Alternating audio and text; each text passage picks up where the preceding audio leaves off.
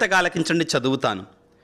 యెరూషలేములో పాస్కా పండుగ సందర్భమున ఆయన చేసిన అద్భుతములను చూసి అనేకులు ఆయన యందు విశ్వాసం ఉంచరి. కానీ యేసు వారిని అంతగా నమ్మలేదు. ఎలయనా వారందరిని గురించి ఆయనకి తెలియను. వాళ్ళందరి గురించి ఆయనకి తెలుసు. ఆయన మనుష్యుని అంతరంగమును ఎరిగినవాడు కనుక మానవ స్వభావమును గురించి ఆయనకు ఎవ్వరును చెప్పనక్కర్లేదు. ఆయన తెలుసు మన స్వభావాన్ని గురించి. ప్రియ దేవుని బిడ్డ, ఈరోజు ప్రభువు దగ్గరికి వెళదాం, యేసయ్య దగ్గరికి వెళదాం.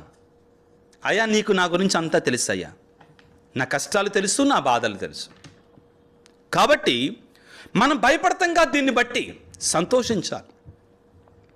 ఎందుకంటే మనం అనుకుంటాం కొన్నిసార్లు, నా గురించి ఎవరికి తెలుసు, నా వేదన గురించి ఎవరికి తెలుసు, ఎవరికి చెప్పుకోను నేను. ఈ ఆధునిక ప్రపంచంలో ముఖ్యంగా నీ బాధను ఎవరికైనా చెప్తే నీ ముందు అయ్యో అలా జరిగిందా ఇలా జరిగిందా అంటారండి. అంత మాయ, మోసం ప్రియులారా, అంత మాయ, మోసం. నమ్మదగిన వాడు ఒక్కడే, ఆయనే నీ ప్రభు అయిన యేసయ్య. నేను లేవనెత్తేటువంటి వాడు. ఈరోజు మనం గుర్తుంచుకోవాల్సిన మొట్టమొదటి ఏమిటంటే, నా గురించి సమస్తం తెలిసినటువంటి వాడు ఒకడున్నాడు, ఆయనే యేసయ్య.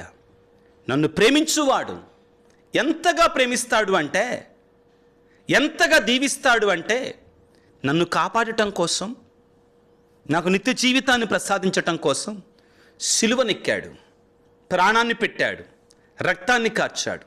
అంత ప్రేమమయుడు. నెంబర్ 1. రెండవది ప్రియులారా ఏమిటి అంటే,